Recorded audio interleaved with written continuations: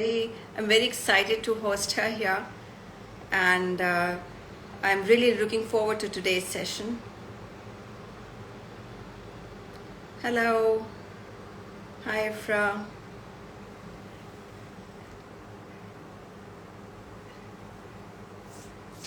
All right. So please, if you have any questions, you're most welcome to ask us during the session, and we can check them out in the comments. And it's always interesting to do an interactive session where we are responding to your queries, and where we're getting your comments back. It makes it more interesting and happening. So without further ado, I'd like to start today's session for Enchanté Luminaries. And hi, hello Amber. So today I'd like to welcome a very special guest, Nazish Hussain. And Nazish is right about to do. Hi Nazish, hello. Hi. Thank Hi, you so how are much you? for us here. Thank you Are we for good taking. on the sound and are we good on like everything? Yeah, we're good on everything. I can hear you well. I Great. think I can hear you well. I was just Okay, giving your perfect. introduction that I am very, very happy to invite you here on Enchanté Luminaries. After a very illustrious corporate career, Najiz became an entrepreneur and founded Secret Stash, Pakistan's first premier pre-love fashion brand. She's also an advocate for sustainable fashion, and she's an amazing entrepreneur and genuinely gem of a person. So I'm really happy to have her here. Nazish told us, we are talking about sustainable fashion today, and I'd like to start with a little background. So, what's the concept behind re-commerce and pre-loved fashion? And tell us a little about Secret Stash. Well, thank you for having me and for the lovely introduction. So I'll just get right into it. So basically, e-commerce is just another way of saying e-commerce, but it's focused on reselling, right? It's such a big, it's now it's like a separate entity in itself in terms of within the e-commerce realm. And it's just like a term someone coined for defining the space in a better way. But the whole concept of pre-loved fashion is, right, that the opportunity for people to sell stuff that they no longer want or need, right? In terms of, and hence it was like whoever coined it, it was like a great way of, instead of saying used, right? Second hand, right? It's not like this is a new concept, right? Even within Pakistan, we all know, right, that Itwar Bazaar, Landa Bazaar, like everything, this existed, right? It's not that it was not something new that's come to Pakistan, but it's about the experience, I think, of how it's changed and how people see the space as well, and what we're trying to do, at least in terms of Secret Stash. So we're a reselling platform and we're a curated platform, which means that basically we check every single item that comes to us for authenticity and condition. And so that means that it's not just the whole ke ye fake hai ya nahi, but it's like if you're buying something, we're making sure that घिसा पिटा हुआ नहीं है, like फटा हुआ नहीं है. Do you know what I mean? Like, and people that like stains and marks, if it is pre-loved, right, it might have a stain on it. So we have a very solid quality criteria for us. So we mention everything. We try our best to take photographs of every single item that we put on our website. And so when we say curated, we're also not, it's not a peer-to-peer platform, meaning buyers and sellers don't have direct communication. Everything is through our platform, and we're a website. So I see Sony from my team is saying pre-love is the new, because that's the whole idea, right? That Yes, some. it is, yeah, it's like the whole idea is that why buy new if you can buy pre-loved, right? And there's so many other things which come into it, because it's not this thing that you're getting this old stuff which is Yeah. like So smelly and gross and any of that anymore. the reason basically why we're talking about pre-love fashion today is that not many people know how the global fashion industry is affecting our environment. For example, let's just take an example of a pair of jeans. I don't know if many people out there know that almost 10,000 liters of water is used to manufacture a single pair of jeans. And this just includes growing the cotton crop and the manufacturing process, and not the washes that are done after it's bought. 10,000 liters of water for a pair of jeans is enormous, right? And that is why we need to talk about sustainable fashion choices, and why we should adopt, sustainable fashion, and how is fast fashion impacting, our environment. How can we create awareness about that? Okay, so I think the first thing that everyone should also, we also should realize, right, that when you buy something, and this is something only that I've learned with being in this space, right, is that if it costs £2, I'm just saying, okay, if something like a pair of tights or pants or something costs £2, and there's someone making it, a human being is making it, just imagine the labor practices behind it, right? That person, what they must be getting paid. If you've even seen that all the stuff that's going on with exporting, right, like in our country, it's at the factories and all of that. What are the conditions? All of that comes into play. Those people, and so a lot of people who are in the slow fashion space, it's something I've learned over time, where they're also not only just talking about the environmental impact, right, but the human rights behind it as well. And that's where it comes into fast fashion, right? Like they have the and the thing is, you cannot expect everyone to be going and buying like high-end designer, blah, blah, blah, to be like, I'm going to spend so much money. Money comes into play, right? For anyone and everyone. And we're talking about in inflationary times where if you walk into the mall, I mean, today, look at our currency, right? Like, Yeah. if a normal shirt is for $20, I'm just saying, from any of these brands, Zara, H&M, all of that, right? Some of them, they're up to $50. Today, $50 in our currency is 12,000 rupees, okay? That is a lot of money for anyone, no matter what socioeconomic class you're in. So we're a niche business and we target a higher socioeconomic class. We're not a mass volume business, right? But even for someone like me, if I walk into the mall today and I go into Mango, I'm going to do a double take. I cannot go and just pick up a dress for 20,000 rupees off the rack, right? Like, it's not feasible for me. But that's where pre-love fashion comes into play, right? This is stuff that people have already purchased, right? Now, for whatever reasons people have for not wearing something anymore, whether they worn it once and they don't want to wear it again, or sometimes you just go wild and you buy a lot of stuff which doesn't fit you, or sizing issues is very interesting. We have a lot of women who sell shoes with us because they don't wear heels anymore. And Yeah. so it's not like there's anything wrong with it. They just don't wear heels anymore.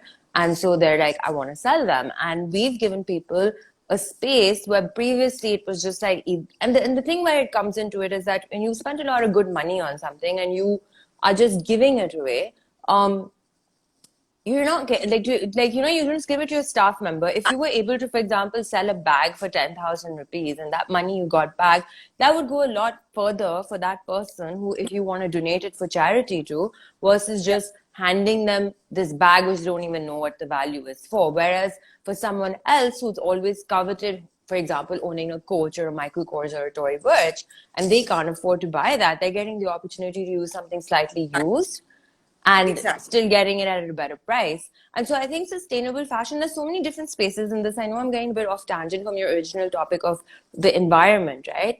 I think it just becomes like not a double-edged sword, but it's a very interesting conundrum because I think Gen Z, are the new generation is very politically aware. They're aware of the environment and the social, like very conscious of what's going on, and they're a lot more open than people in our society too. It's a global phenomenon of buying pre-loved and thrifting, right? If you go on Twitter, on TikTok, right, it's like there's a thrift movement. I thrifted it, but then you see the phenomena of Shein, right? And I'm sorry, I'm going to call this brand out because they're a very interesting case study. I would really recommend, if you're interested, is to check out this article on restoftheworld.org on Shein, because it's like shadowy factories. No one knows who their suppliers are. They use an algorithm. They see it's not anyone on the front and stuff. But you're getting stuff so cheap, right? So think of the quality that it's coming in. And so it's like, they are aware of it. Like, everyone's aware of being a more sustainable consumer. But if you're going to see stuff like that and people are just buying for the sake of it, or they want to keep getting the newest fashion, I think social media kind of puts it into a quandrum where you're like, I don't want to be seeing wearing the same thing. And I Yeah. think mindsets are changing, but it I'm all kind of plays into it, right? And I think the thing that I would like to say is that if you are even buying pre-loved or secondhand, right, you also don't want to be just buying for the sake of it. I'm buying something pre-loved, so I'm going to buy 50 things because I'm buying something that's good for the environment. Yeah. yeah. So, again, coming back to the topic that we touched about sustain, not many people know that the textile industry is actually the second largest, polluter of the oceans, because the dyes, the fabric manufacturing, and all of that. So, when we talk about brands, the public in general, Abhi, you mentioned that, people are not quite willing एक तो inflation का factor आ गया, obviously हमारी currency devaluation का factor आ गया, but generally even I've seen this, I'm also into the jewelry design business and we do fine jewelry in sterling silver, but I've noticed that people are more, they're reluctant to pay for the price tags and invest in brands. They'd rather go for a cheaper version if it's available. Other than, and they would always want to cut save. They don't understand that if you are investing in a brand, you are in fact saving money in the long run, because you are investing in a good piece that will last your lifetime, rather than investing in fast fashion that's just good for one season, and then the next season you're buying again. So how do brands raise this awareness, about investing in a piece, in a product, which is actually sustainable and not and discourage fast fashion, that obviously impacts the environment. I think it's a lot about how consumerism is taking place in society and how conscious people are with regards to realizing the value of something. I think that's where, I think slow fashion and the stories people tell behind their brands and stuff, I think that is such an essential part of the storytelling of, marketing the product in terms of telling what goes into it. And I think it's the same thing that you have to debunk the myths behind it. And I think internationally, this is happening more in the space that I am, where they are giving the facts like you did about like how much one pair of jeans costs, right? Like how much water it takes to produce a pair of jeans. That can, Yeah, and and so that they were using, in response to that, they were using recycled water in their factory in China. So they were like trying to create a less carbon footprints and, environment sustainability by taking measures wherever they could. There are a lot of brands that, also are watching their emissions and things like that. So big brands are following those patterns. I think they are because they realize people are more aware of it. But the thing is that I think it really just comes into play in terms of whether it actually translates into purchasing, right? There's one thing about doing the marketing and then the ethics, right? Like, I think, I don't know, it's just a quantum, right? With regard to, I think Boohoo or someone had Kim Kardashian as their representative, right? And it didn't make sense because it's kind of like a Yeah. contradiction, right? Um, and so it's like how many brands are greenwashing? That's like a big term which is coming into play. And I think that what happens is the more people are aware of the fact that the impact is there. Look, climate change is here. Anyone in Pakistan who is going to sit there denying it right now cannot do that if they were here this summer. Okay, it is there, and as consumers, how do we make an impact, right? What can we do? I think it's the small things that we can try and do, and part of it is how and what are we consuming. I don't really know that much about the best practices of our own local brands as well, right? Because we have a lot of high street brands which have now changed the local fashion market, and people want that because price is such a big factor. And I think for people who purchase from our website, they are looking for a good deal, right? So the environment thing is not something we focus on as much in our messaging because that's not really necessarily impacting people. But I think the more and more we talk about it, the more we can let people know that it does make a difference, right? If you've seen those pictures of the garments which are in like the Chilean desert or something, it's like ridiculous, right? Because it's like all stuff that even if you think you're donating something, are you donating it, right? Is it just going to end up as a scrap pile in a landfill? And that's where our consumer choices come into play. And I think where pre-love comes into it is that, things that you don't have, that you have no use for whatever reason, maybe someone else does. And again, the curation for us comes into play is that it's not like it's filtered. So it's like you're going to get a good experience for what you Getting see and quality. receive. Yeah, Exactly. 100%. I don't think we can easily change like brands points because I mean the counterfeit market is so huge, but I think there's a lot of information which people don't realize is that the counterfeit market is illegal. So you're buying something that was illegally produced and there's like criminal activity behind it. It's some factory in China which probably had the worst conditions and they're there. And so I बहुत personally feel that fair pay आ जाता है, fair wages का issue आ जाता है, yeah. practices का a lot. That leads to a very interesting question that I had. How difficult was it to sell pre-loved in Pakistan? हमारा मुल्क and a country and a society Yeah. where millions and billions are spent on extravagant weddings, where you cannot, एक designer dress को आप दूसरी शादी में repeat करना नहीं पसंद करते. we have this mentality, right? हमारे यहाँ एक बड़ा cultural बन गया है जी. An event is going to have, wedding is going to have 7, 8 events, and they're themed, and then new dresses, and the next wedding you really can't. People made a hype when Kate Middleton wore 10 years dresses that she had worn 10 years back, and she wore them again, and it was like such a big deal. But in a country like Pakistan, jahan people don't like repeating clothes, how difficult was it to sell pre-loved fashion or pre-loved products? So I think when I started, it was a very different market to what it is right now. So I started this business like way back in December 2014 is when I launched Secret Stash, but I took a few years before I went full time into it. And at that point also, this concept of pre-love was not even there, right? People understood a little bit of something that's used, not theirs, all of that, but it was a very different mindset. And so a lot of it in actuality with my own journey took me time to go full time in it because there was a lot of building this concept, right? Where you're giving people this opportunity that things you no longer want to wear for whatever reason, you have a space to sell it. And for other people, it's all right, right? And so hence our name, Secret Stash, this reason it was secret is that no one's going to know. So even to this day, our buyers and sellers, so you could be selling something and your friend could be buying it and no one's going to know, right? At least on our platform. And we feel that this was a very key element. I think it's changed. So one of the global phenomena of the resale space, which exploded during COVID, right? It was a global trend which picked up in Pakistan as well, is that people were now at home and they had this opportunity to clean their closets or get rid of stuff, or they were not consuming as much, right? 2 years plus, like these big fancy weddings were not happening even in Pakistan, right? If they were, it was a smaller scale and none of this like, okay, I'm going to go make this X. I mean, I think everyone was hoping that as a global community, we might have moved a little bit on, but I think everything's back to normal and it's a blessing and whatever else you want to take it, that things are back to normal in terms of that.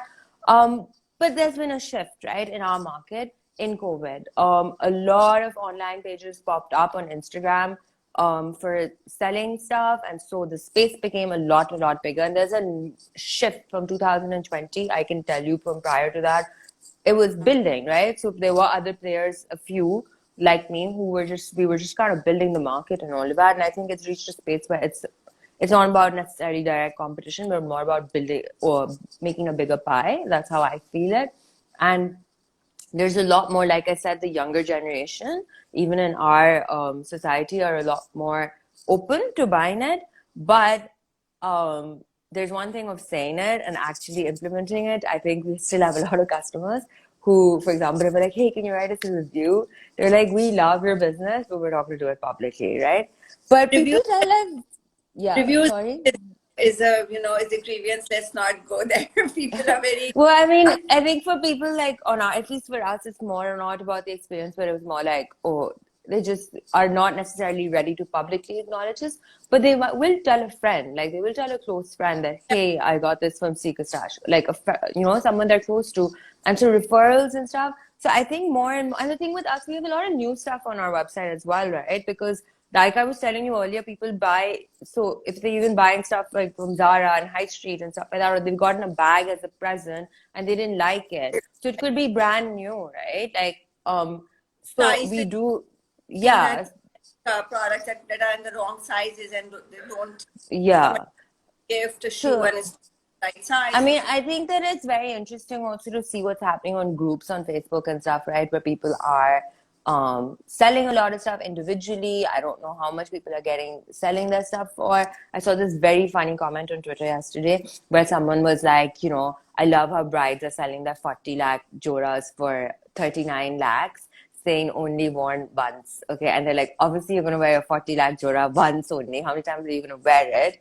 And, you're selling it like, and it's like, and this is something that we actually tell people when they come to us. And it was really funny to read some random person say this, where they were like, if I was trying to buy something if I had the money to buy something for 39 lakhs, I would pay 1 lakh extra. Yeah.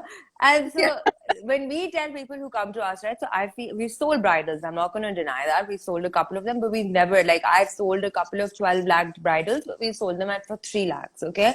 Because the person who would want to wear a Bunto or any other brand like that, they would dream to wear this amazing designer. They can't afford to pay that kind of money. And if they're buying it pre-loved, worn once or not worn once or not even worn, right? It's not, it is pre-loved, it's pre-owned, right? So you're going to expect a discount. So for us, off the bat, we tell someone, you need to give at least a 50% discount. I'm sorry. Like, you know what I mean? You cannot come and be like, acha, but, and then you take your commission. But we're like, yeah, we do because this is what we do and that's our It's a business, business. yeah. We were going to say, I'm going to sell a 4 lakh jora for 3 lakhs. It's like, look, if someone can't afford the 4, they So might how afford, they're not going to pay necessarily 3. They might go to a secondary designer, right? Like they want a discount, especially if they're going to buy something like this. But I think that even if people are buying pre-loved bridals, they're not telling anyone. Like if they are, and why not? Like in terms of, talk are about you, this? Why don't we yeah, have? Why don't we encourage rentals, and why don't we, Maria, these are exorbitant amounts. Look at the times that we're living in. Why can't we have good rental spaces? rentals, or as you're talking about pre-loved, or why isn't that concept taking off? It's taking off in the rest of the world Okay, so because I think that I'll be honest, my idea for Secret Stash initially was to do rentals because of this whole concept that we're talking about right now. Because it was like there are all these clothes and people don't want to wear them again at weddings and all of that. And I know now there are a couple of businesses who have started it. I don't know how well they're doing because I think the trouble with rentals in our for our kind of clothes, Eastern wear, the work which is there and all of that.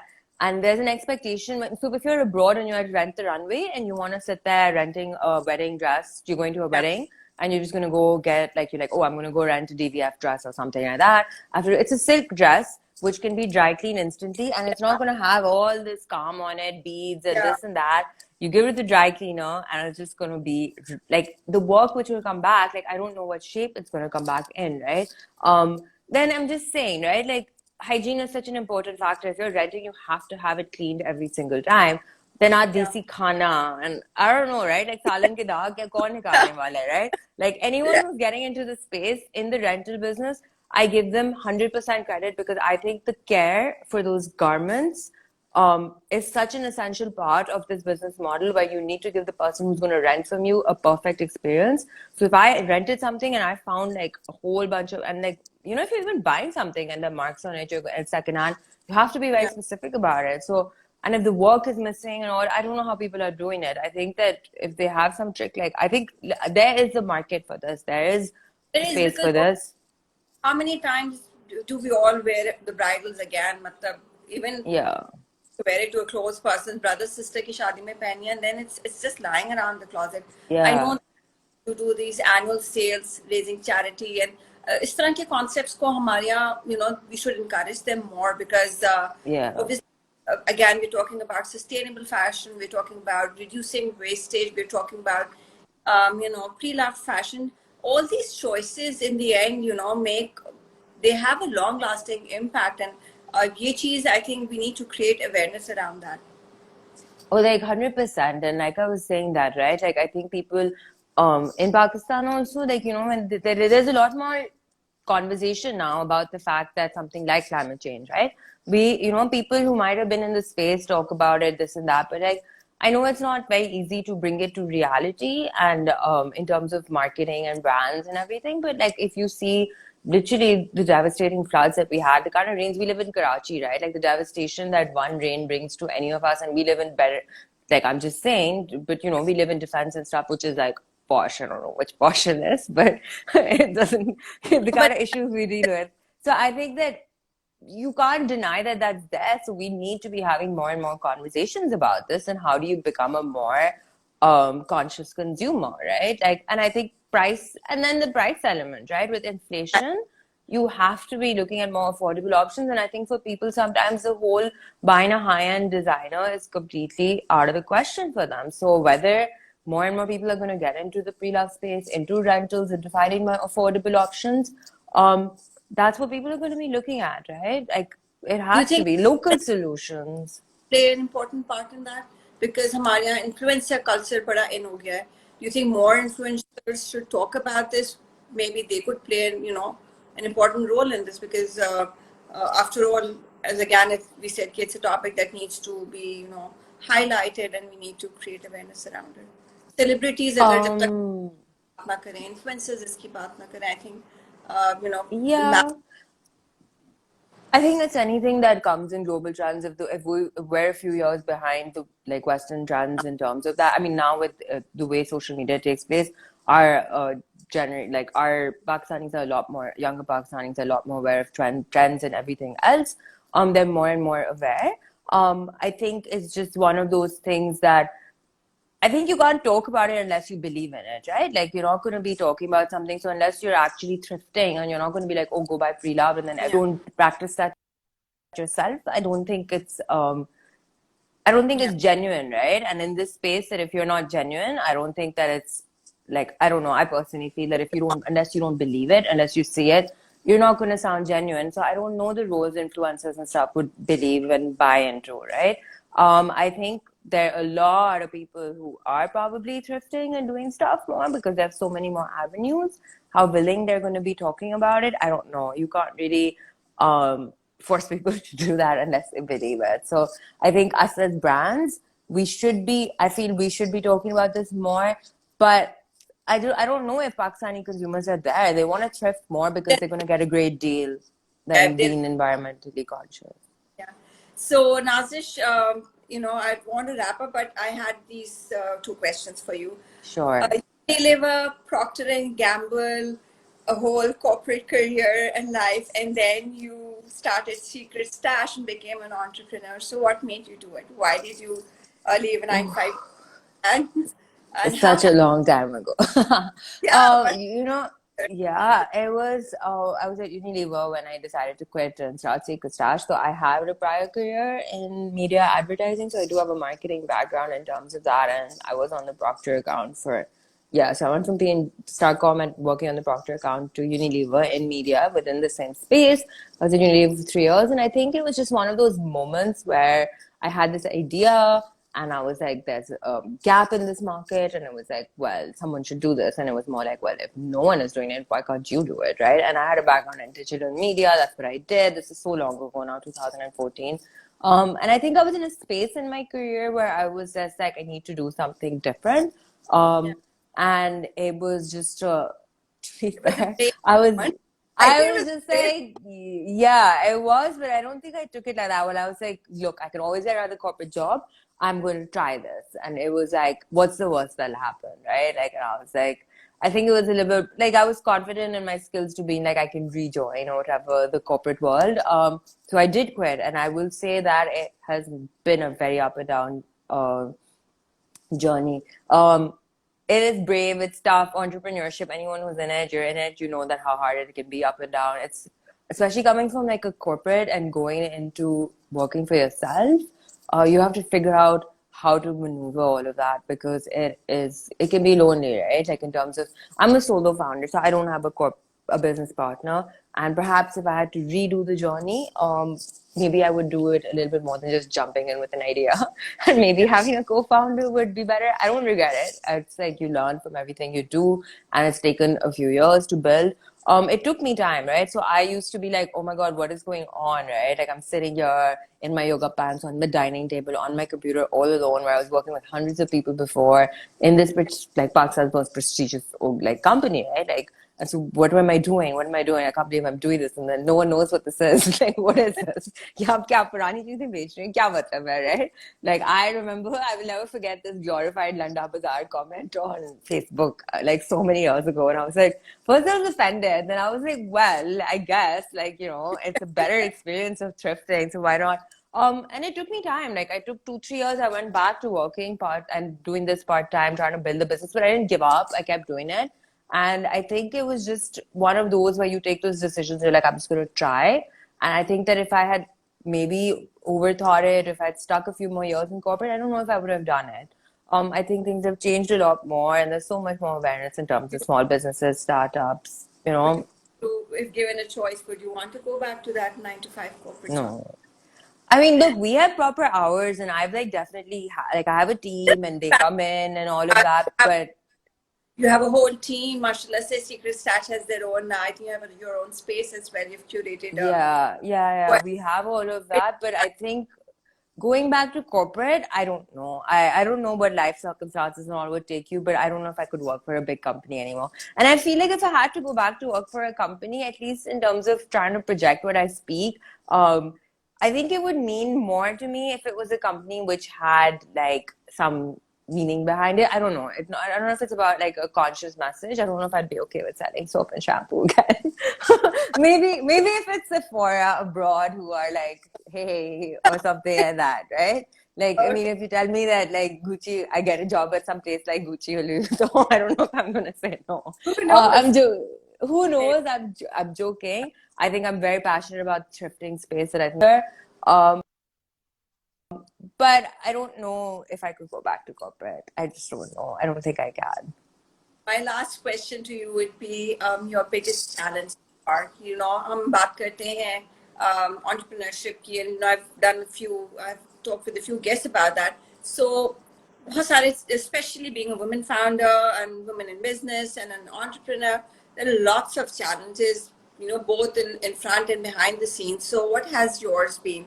I mean, has it been funding? Has it been raising a team? Has it been the logistics of it all? What's been the biggest challenge so far? I think the biggest challenge, like I just said, first of all, has been a solo founder, and I think a solo female founder with regards to all decision making. End of the day, the buck stops with you, right? Like, kuch ho gaya, you have to decide what happens. Kuch karna hai, you're deciding, right? In terms of growth. So that's one of the things that I've really wanted to work on is growth and scaling this business because that's what I've been trying to do, building the business, all of that.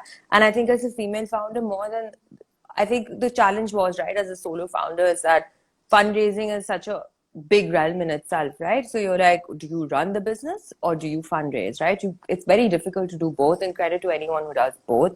And then it was the whole understanding that do you need to fundraise? Even if you're a growing small business, you're profitable, you're cash flow positive, do you need to get money, right? Is it this whole like, oh, I'm in the space and But everyone's raising yes, chasing VCs and raising money and Yeah, but is that who I am? I don't know. I don't think I'm not comfortable, to be frank, sitting in front of a VC and I'm like not comfortable talking about money, right? It makes me very uncomfortable. And that that. is just one of those things. That's how the space works, and I give everyone who does it so much credit, but for me, I think that being a solo founder and a female founder comes into play when then people say, and I know this is not necessarily a thing, but a lifestyle business, right? Like, you're like, what do you mean by a lifestyle business? Are you either a startup or a lifestyle business? Because a lifestyle business means that it's a side thing. And I'm like, okay, I get it. I'm a small business. I'm a growing small business. What is wrong with that, right? Traditional entrepreneurship in terms of growth. It's not traditional, it's e-commerce, but it's always, I think women get clubbed into this lifestyle business term. Whereas, for men, it wouldn't be like that. I just feel that, at least personally, it might be like a Pretty small limited. business. Yeah. Yeah, I don't like this term lifestyle business because I've had people say that to me, and I know they don't mean it necessarily in a negative way. They mean that you're not a funded startup, so you're a lifestyle business doing it on your own terms. And you're like, it's taken me a long time, I think, and I still process it. Where you're like, I'm a small business, I accept that if you don't want to be because I'm not going down the funding route, but I'm a growing small business. And I think those are the challenges where for me, I have a marketing background, so in terms of, I went into this with an idea. Perhaps if I had to reconsider, I would have been like, okay, here's my business plan, here's my growth plan, this is what we're trying to do, right? That didn't happen. And if I had to redo that, and I think that if I had the opportunity to get a co-founder who had different skills from me, I think that would help accelerate the growth of the business. But I'm managing and I'm figuring it out myself, and that's just how it goes. That's the journey, I guess, for me. I guess that's super cool because you've done a remarkable job with it. For all those that joined us late, I was in conversation with Nazish Hussain, founder for Secret Stash. She's an advocate for pre-loved fashion in Pakistan. She's also an advocate for sustainable fashion, and also we were uh, students together at the Women X program at Yes, IBA, that was where we before I started. yes, I should have mentioned that earlier, but yeah, that. So I've seen Nazish grow her brand, mashallah, say, into an amazing. She's a whole industry right now. I think you're the premier brand who's been doing pre-love fashion in Pakistan. one of the first ones to start and introduce it here. Thank you so much for taking out time on a Sunday morning. It's never easy, and it was a pleasure talking about such engaging topics with you. There are a lot of people who joined in, and I just want to thank you all who took out time on Sunday morning and saw this session live. Thank you once again, Nazish. And if there's any message that you'd like to give out to people starting out on their own or thinking about quitting corporate and starting a brand. Oh, well, yeah, I mean, I think that, there's so many opportunities, even if you started as a side hustle, like, why not? Because if you have a passion about something and the fact that social media gives you doing stuff on the side, go for it, try it out. Like, you can start small and just keep building and keep going forward. And yeah, I mean, I just think so many people are doing small businesses. It's amazing how things have changed so much in the landscape since we did our Women X program in the past few years. It's like so many more women are doing stuff, and I think the internet and social media has allowed it. And there's so many tools for you. So if anyone who's thinking about it, like, just a little bit of research, you have scheduling tools for social media, you have platforms for your website, you have people out there, right? Like, you'd be so surprised at how many people are even willing to just, advise. Yeah. Like, and everyone's always looking, if they can help you, they might be able to take a little bit of time and do it, because we've all been there. And so I think that, if you have an idea and you want to try something out, I think there's no better time with the access which we have to doing it in this space. So I think entrepreneurship is like fantastic, and everyone who's doing it, I kudos to them. It's a tough journey, but why not, right? Why not? Why not? And on that note, we'll take leave right now. Thank you once again, Nazish, and everybody have a great Sunday. I Thank owe you. you for a Sunday morning. It was interesting conversation, Nazish. Thank you so much. Thank you. Bye, Sukana. Take care. Thank you for having me.